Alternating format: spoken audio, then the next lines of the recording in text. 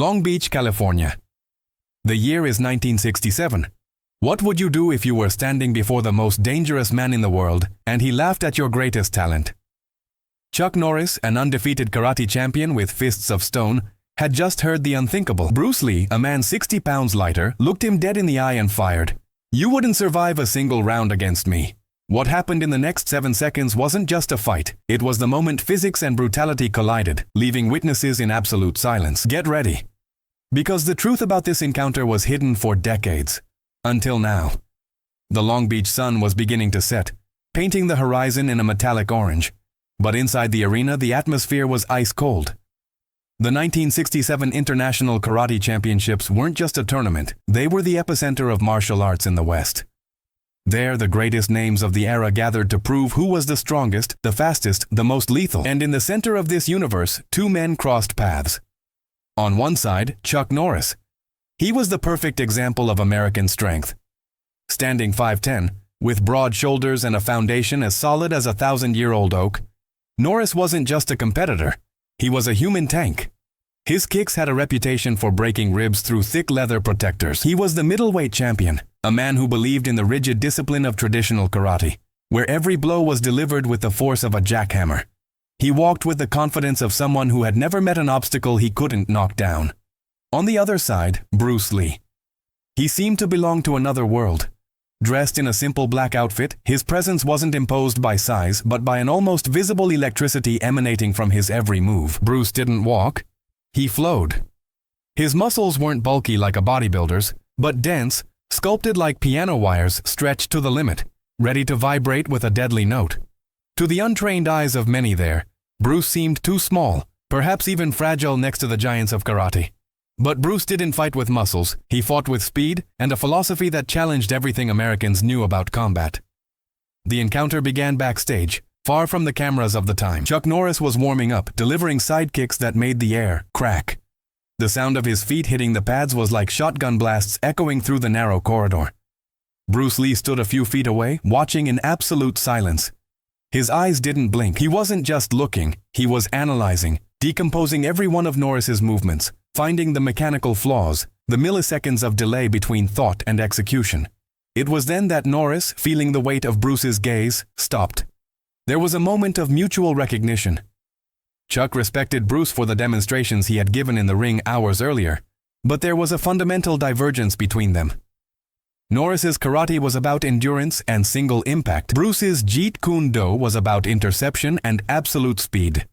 The conversation started friendly, a technical discussion about the efficiency of high kicks.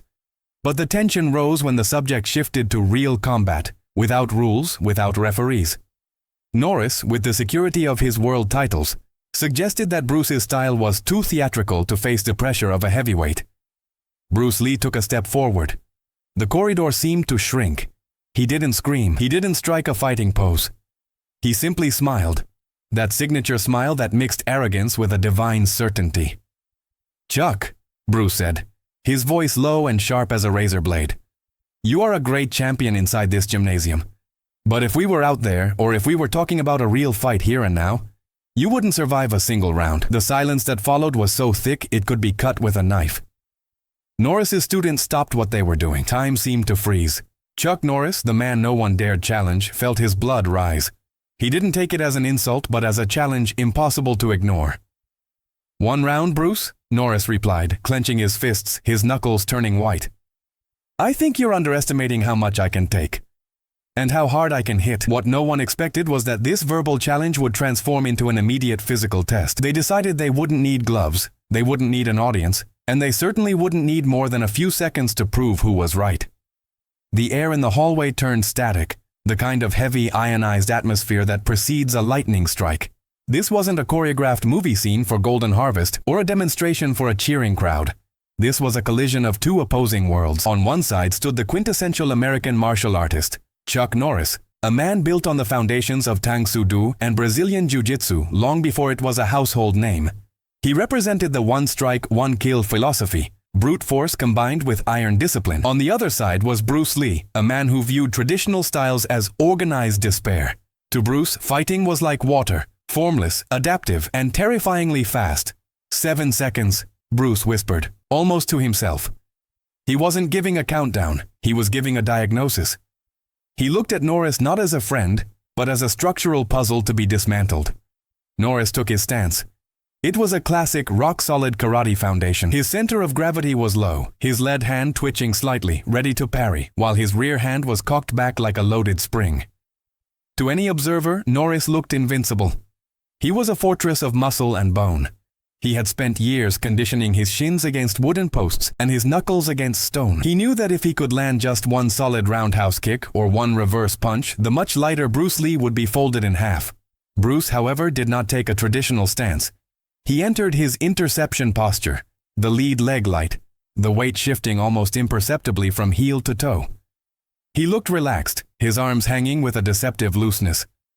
This was the non-telegraphed state he often spoke of. In sports science, we call it the absence of pre-motion. Most fighters, even champions like Norris, have a tell, a slight dip of the shoulder, a tensing of the jaw, a shift in the eyes before they strike.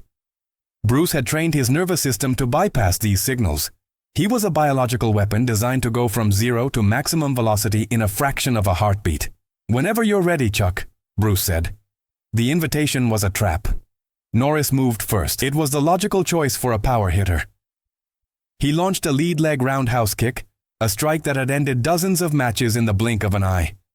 The speed was incredible, a blur of denim and muscle aiming directly for Bruce's ribs. A normal fighter would have stepped back or tried to block, but blocking against a man like Norris usually resulted in a broken arm. Bruce didn't block. He didn't even move away. In a display of what witnesses later described as impossible physics, Bruce stepped into the arc of the kick. It was a suicidal maneuver by any standard of traditional martial arts. By closing the distance, Bruce neutralized the leverage of Norris's leg. The kick, which should have carried thousands of pounds of force at its tip, merely grazed Bruce's hip. But that was just the beginning of the first second. As Norris's foot touched the floor, attempting to regain his balance for a follow-up punch, he realized he had made a fatal tactical error. He had entered the dead zone, the space where Bruce Lee was king. Bruce's right hand, which had been hanging casually at his side, suddenly vanished. There was no wind-up, no chambering. The hand didn't move back to move forward. It simply occupied the space where Norris's chest was a millisecond later. This was the legendary straight lead, the fastest punch in martial arts history. It traveled the shortest distance between 2 points, powered not by the shoulder, but by a violent rotation of the hips and the explosive push-off from the rear leg. Thud.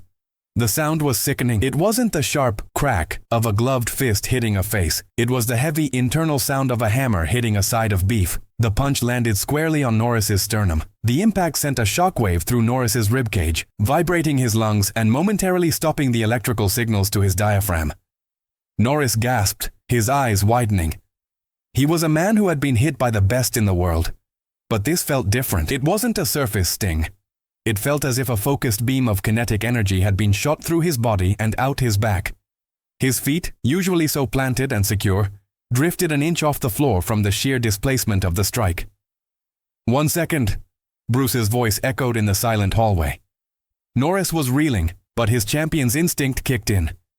He knew he couldn't stay in the pocket. He tried to pivot, to use his superior weight to shove Bruce back and reset the fight. He threw a desperate back fist, a signature move that had caught many opponents off guard. But Bruce Lee was no longer where he had been a heartbeat ago.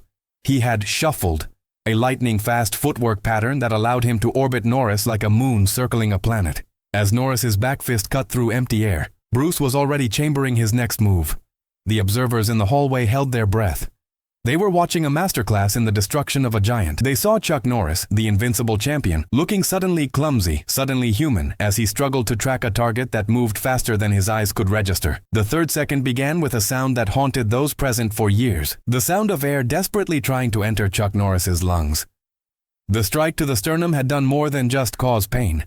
It had disrupted the rhythm of his reality. For the first time in his professional life, Norris felt a sensation he hadn't experienced since his early days of training. The sensation of being completely red. Norris was a tactical genius. He realized that Bruce was using his own momentum against him. To counter the shuffling ghost in front of him, Norris decided to go to his roots. He tightened his guard, chin tucked, and launched a blistering combination of hand strikes, a jab cross hook designed to force Bruce into a defensive shell. These were not mere point sparring punches. These were heavy, bone-crunching strikes from a man who broke boards with his bare knuckles. But Bruce Lee did not have a defensive shell. As Norris's jab extended, Bruce performed a maneuver that would later become a cornerstone of his philosophy: simultaneous interception. Instead of parrying the punch and then counterattacking, Bruce did both in a single motion. His lead hand shot forward, trapping Norris's forearm mid-flight, while his other hand delivered a finger jab, a BUG, stopping just millimeters from Norris's eyes. Norris flinched. It was a primal, uncontrollable reflex. In that micro moment of hesitation, Bruce's footwork shifted again. He wasn't just moving. He was vibrating. "You are thinking," Bruce muttered, his voice a calm contrast to the violent blur of his limbs. "That is your first mistake." By the fourth second, the power dynamic had shifted completely. Norris, the larger, stronger man, was now the one retreating. He attempted a spinning back kick, his most lethal weapon. It was a move that generated enough centrifugal force to knock a man unconscious through a heavy bag. He began the rotation, his hips turning, his eyes looking over his shoulder to lock onto the target. But Bruce Lee understood the line of entry better than anyone on the planet. He didn't wait for the kick to reach its maximum extension. He didn't wait for the power to build.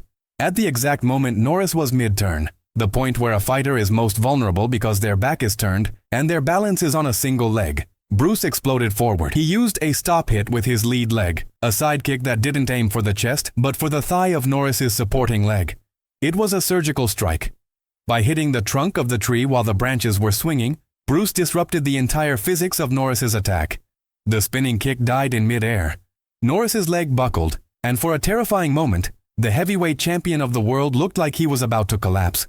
The witnesses were paralyzed. They weren't seeing a fight in the traditional sense. They were seeing a man being dismantled by a superior understanding of time and space. One of Norris's students, a black belt himself, later whispered that it looked like Bruce was moving in a different dimension, where a second lasted twice as long for him as it did for Norris. Bruce's hand speed was now reaching its peak. He began a series of straight chain punches, the Wing Chun heritage he had evolved, a relentless rhythmic barrage of strikes that didn't aim to knock Norris out with one blow, but to overwhelm the sensorium.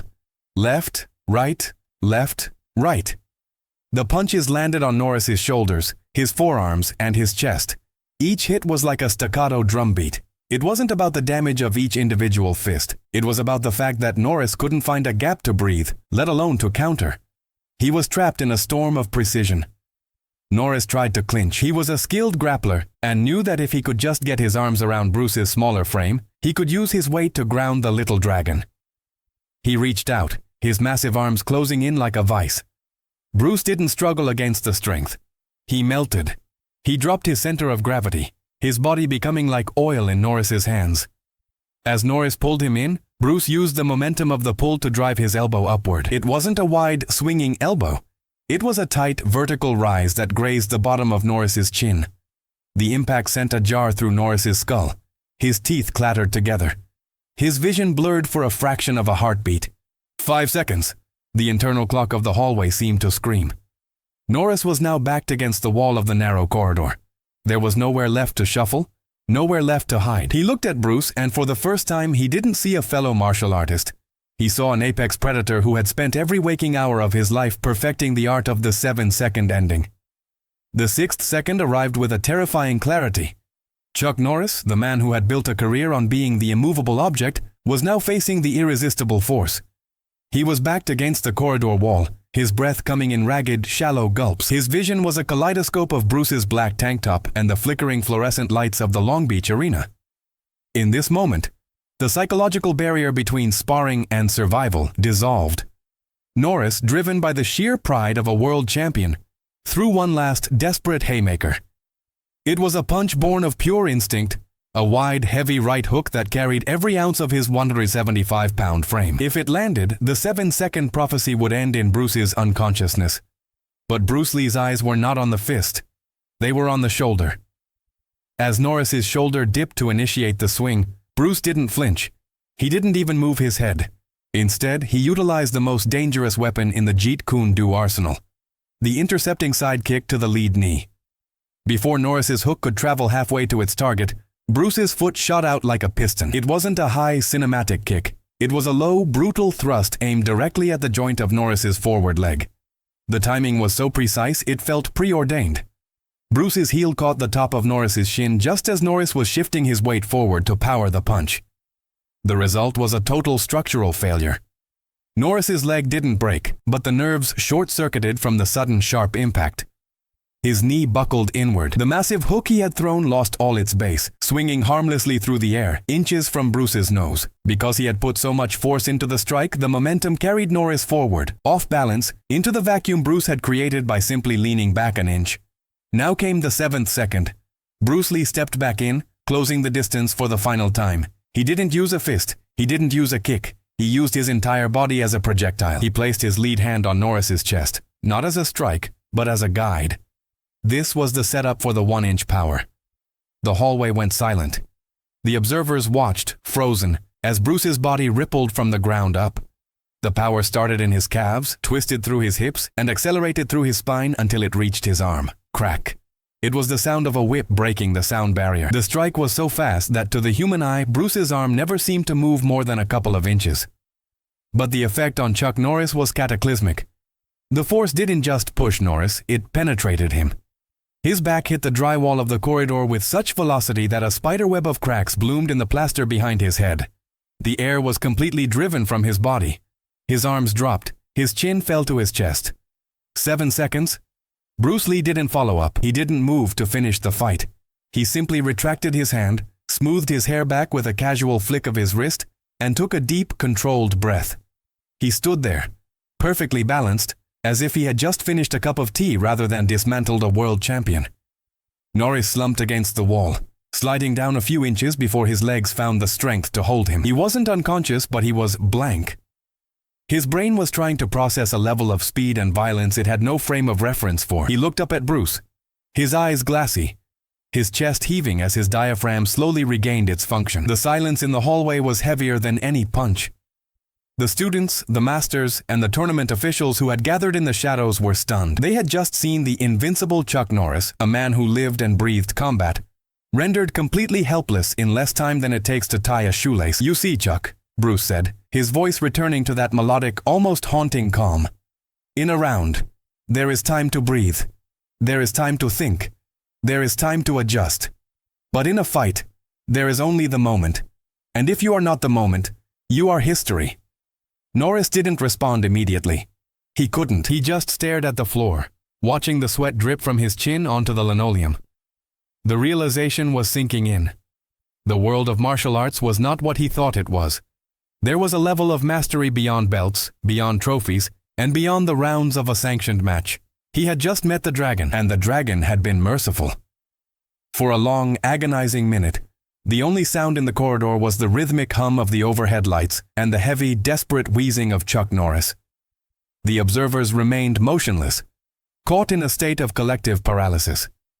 They had come to Long Beach to watch a tournament of points and rules, but they had just witnessed a masterclass in human destruction. Chuck Norris slowly pulled himself upright, using the cracked drywall for support. His face, usually a mask of stoic determination, was now a map of genuine shock.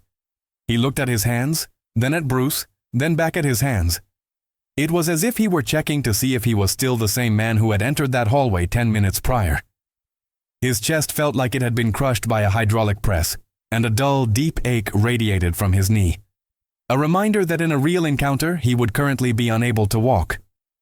Bruce Lee didn't gloat. He didn't celebrate with the flamboyant energy he often showed in his film roles. He simply stood there, his presence cooling from a white-hot sun back into a calm, deep lake. This was the mark of the true outlier.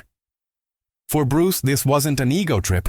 It was a scientific demonstration of his life's work. "Take your time, Chuck," Bruce said softly. "The air will return. The body remembers how to survive. It is the mind that must learn to adapt." Norris finally managed to speak, his voice rasping. "How?" That single word carried the weight of 1,000 questions. How did Bruce close the gap?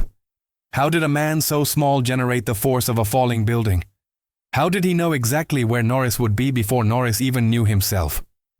Bruce walked over, not with the predatory prowl of a fighter, but with the grace of a teacher. He placed a hand on Norris's shoulder, the same shoulder he had nearly dislocated moments before. "You fight like you are playing a game of chess, Chuck. You move a piece, I move a piece. You wait for your turn. But nature does not have turns. The wind does not wait for the trees to be ready. The rain does not ask the ground for permission. The gathered witnesses began to whisper. They were seeing something that was never supposed to leave this room. The secret history of martial arts was being written in front of them. One of the tournament directors stepped forward, perhaps to intervene or perhaps just to get a closer look at the man who had just humbled the champion. But Bruce held up a hand. The gesture was simple, yet it carried an authority that stopped the director in his tracks. This was a conversation between warriors, and the rest of the world was merely an audience. "You have the strength of a bull," Bruce continued, looking Norris directly in the eye. "And in a ring, with a referee to save you, you can use that strength to win trophies. But out here, in the unorganized world, your strength is a cage. You rely on it, so you become predictable. You become slow because you believe your power will protect you from your lack of speed." Norris nodded slowly, the fog in his eyes beginning to clear. He wasn't angry. A man of his caliber doesn't reach the top without a deep well of humility. He realized that Bruce hadn't just beaten him. He had offered him a gift. He had shown him the ceiling of traditional martial arts and then shattered it. "You said 1 round," Norris managed to say, a faint rueful smile touching his lips. "You lied, Bruce. That wasn't a round. That was an execution." Bruce laughed, a short, sharp sound that broke the remaining tension in the room. "A round is 3 minutes, Chuck. I didn't want to waste that much of your time. We have much to discuss, and you cannot talk when you are unconscious." The two men began to walk toward the exit of the arena, leaving the stunned crowd behind. As they moved, the contrast was once again striking. The massive, rugged American champion and the lean, electric philosopher from Hong Kong. But the dynamic had changed. The hierarchy had been established, not through a trophy or a belt, but through 7 seconds of undeniable truth. Outside, the cool evening air of Long Beach hit them. Bruce led Norris toward a small, quiet area near the parking lot, away from the prying eyes of the martial arts community. He knew that what had just happened would soon become a legend, a story told in hushed tones in dojos across the country. But he also knew that the world at large would never truly understand it. They would call it a rumor. They would call it an exaggeration, and that was exactly how Bruce wanted it. Standing under the dim hum of the parking lot lights, the world outside continued its slow pace, unaware that the hierarchy of combat had just been rewritten. Chuck Norris leaned against his car, his breathing finally leveling out, though his chest still bore the phantom weight of Bruce's fist. He looked at Bruce, who stood with an almost haunting stillness, as if he weren't even part of the physical world. "In the ring, I can see a punch coming from a mile away," Norris admitted, his voice reflecting a mix of frustration and awe. "But with you, it's like there's no beginning. The punch is just there. How do you hide the start of the movement?" Bruce Lee stepped into a small patch of light. "The secret, Chuck, is not in the speed of the hand. It is in the absence of the self. Most fighters prepare. They tense their jaw, they shift their weight, they breathe in a certain way. They are announcing their arrival. You are fighting me like a boxer, waiting for a signal. But I am not a boxer, I am a sensor." Bruce held up his lead hand, perfectly still. "In Jeet Kune Do, we practice the non-telegraphed strike. If you move your shoulder before you move your hand, you have lost. If you change your expression, you have lost. You must learn to explode from total relaxation. Tension is the enemy of speed. If your muscles are already tight, they cannot contract quickly. To be fast, you must be like a loose whip. Only at the final inch do you become iron." He then explained the mechanics that had dropped Norris in those 7 seconds. He spoke of the kinetic chain, the idea that power is a wave that starts at the feet and travels through the body. Norris had relied on muscular power, the strength of his biceps and lats.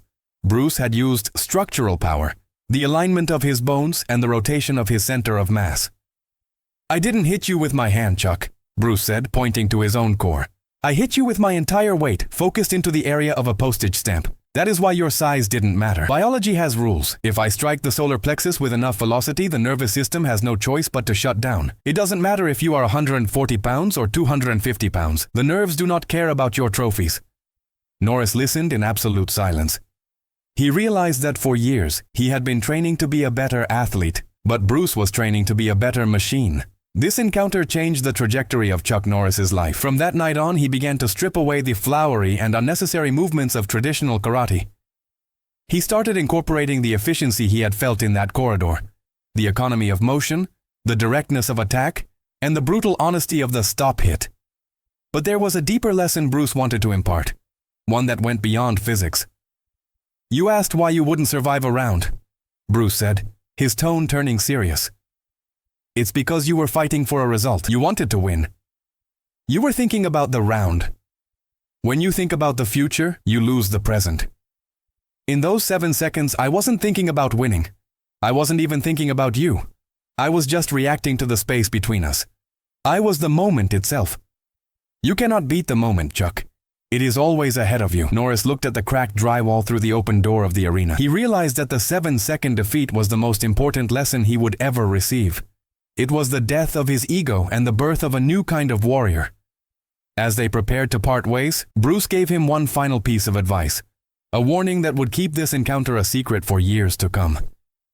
The world wants to believe in heroes who fight for minutes, who take punishment and keep standing, Bruce said. They want the drama. They don't want the truth. The truth is that a real fight is over before the crowd can even find their seats. If people knew how fast it really was, they would be too afraid to watch. Let them have their tournaments, Chuck. We will keep the truth for ourselves. The years that followed the 1967 encounter in Long Beach saw both men ascend to the status of global icons, but the dynamic between them had been permanently altered in those 7 seconds. To the public, Bruce Lee and Chuck Norris were the ultimate on-screen rivals, culminating in their legendary battle in the Roman Colosseum for Way of the Dragon. Fans debated for decades, who would win in a real fight? The irony was that the answer had already been written in a dusty corridor years before the cameras ever rolled. Chuck Norris went on to become a household name, a symbol of American toughness, yet those close to him noticed a shift in his style after 1967. He became more direct, more fluid. He stopped fighting like a man trying to score points and started fighting like a man trying to intercept time. Whenever he was asked about Bruce Lee in interviews, his tone would change. There was a reverence in his voice that transcended mere professional respect. He didn't just call Bruce a good fighter, he called him the most dangerous man I ever met. Bruce, on the other hand, carried that night as a quiet validation. He didn't need the world to believe the story of the 7 seconds because he had felt the truth in the vibration of his own knuckles. He had proven to himself that his philosophy wasn't just words in a notebook. It was a law of nature. But as the legend grew, so did the skepticism. The sports world, governed by the narrative of the long fight, found the story of a 7-second dismantling of a world champion impossible to digest. Boxing analysts and traditional karate masters dismissed it as martial arts mythology. They argued that size always wins, that a 70-pound weight difference cannot be overcome by philosophy or precision. They were wrong. They were looking at combat through the lens of a sport, while Bruce Lee was looking at it through the lens of survival. In the final years of their friendship before Bruce's untimely passing in 1973, the two would occasionally revisit that night. They didn't talk about the strikes or the pain. They talked about the silence, that moment of absolute clarity when two masters realize they are no longer two separate people, but two parts of a single violent equation. Bruce once told a student, "The legend is for the public. The truth is for the warriors." He knew that the 250 witnesses in San Francisco and the handful of people in that Long Beach hallway would carry a secret that contradicted everything the world thought it knew about power. The 7-second encounter remains one of the greatest outlier stories in history because it challenges our fundamental understanding of human potential. It tells us that mastery isn't about being the biggest or the strongest, it's about being the most present. It's about the surgical application of force at the exact microsecond when the opponent is most vulnerable. Today, the Long Beach Arena still stands, a monument to countless sporting events. But for those who know the secret history, the corridors still echo with the sound of that 1-inch impact. They remember the image of a world champion pinned against a wall, unable to breathe, staring into the eyes of a man who had mastered the impossible. The world may continue to debate the what-ifs, and skeptics may continue to demand video evidence that doesn't exist. But the truth doesn't require a camera to be real. It only requires a witness. And for Chuck Norris, the witness was his own body, his own shattered breath, and the 7 seconds that changed his life forever. Bruce Lee didn't just defeat Chuck Norris that night. He woke him up. He showed him that the dragon isn't a myth you find in books. It's the speed, the precision, and the terrifying honesty of a single perfect strike. And in the end, that is the ultimate lesson of the outlier. Knowledge is not enough. We must apply. Willing is not enough. We must do.